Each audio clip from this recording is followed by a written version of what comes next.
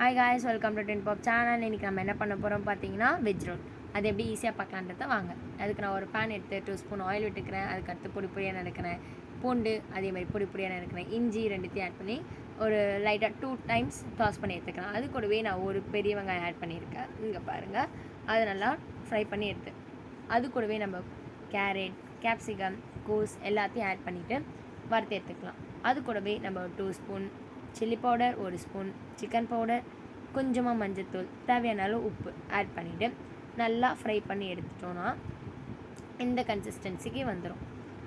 அதுக்கடுத்து நான் சப்பாத்தி பண்ணி வச்சுருக்கேன். இன்றைக்கி நான் இதில் மைதா மாவில் செஞ்சுருக்கேன். இதை நம்ம கோதுமை மாவுலேயும் செய்யலாம். இப்போது நான் இதுக்கு மேலே மைனஸ் தடவிட்டு நம்ம செஞ்ச ஸ்டஃபிங் எடுத்து வச்சுட்டு மேலே கொஞ்சமாக சாஸ் எடுத்துகிட்டு நம்ம ரோல் பண்ணி எடுத்தோம்னா நம்மளோட வெஜ் ரோல் ரெடி. இந்த வீடியோ உங்களுக்கு பிடிச்சிருந்தா லைக் பண்ணுங்கள், ஷேர் பண்ணுங்கள், மறக்காமல் கமெண்ட் பண்ணுங்கள். தேங்க்ஸ் ஃபார் வாட்சிங்.